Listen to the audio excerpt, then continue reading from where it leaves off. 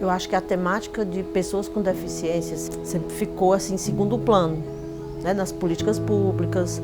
E aí nos últimos 10 anos a gente começa a ter uma legislação específica, a gente começa a ter uma rede de atenção à pessoa com deficiência no SUS, mas essa rede ela não vem organizada, né, e materializada no mundo real com capacitação para as pessoas. A rede foi criada, os serviços que estão no SUS foram criados alguns serviços, mas para as pessoas até acessarem os serviços que estão na rede de atenção à pessoa com deficiência, é necessário que ela saiba o que é a deficiência.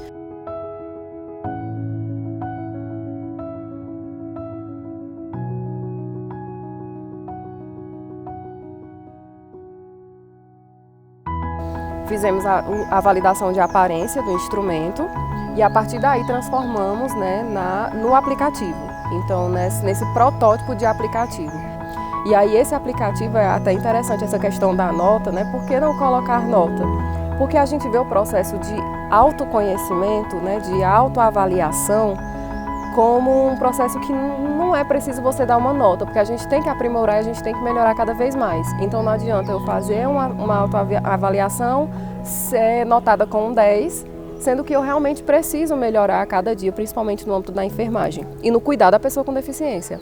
Além da autoavaliação, ele também traz manuais, informes que vão acrescentar conhecimento essa questão do atendimento à pessoa com deficiência. Eu posso me autoavaliar como incompetente para atender uma pessoa com deficiência visual. Mas e aí, eu vou fazer o que com essa informação? Então, o próprio aplicativo, ele traz manuais, informes que vão levar conhecimento a esse profissional para ele acrescentar na vida profissional dele, na assistência a essas pessoas. No sentido de acolher, no sentido de conhecer, de buscar novas tecnologias e novos conhecimentos para a gente poder defender qualquer necessidade daquele paciente, né? E realmente são os 5 parâmetros que a gente utiliza, né? O de acolher, o de entender, o de defender esse paciente, né? O de ter conhecimento sobre a deficiência e sobre a necessidade e como alcançar a resolução dessa necessidade com o nosso conhecimento, através das teorias de enfermagem.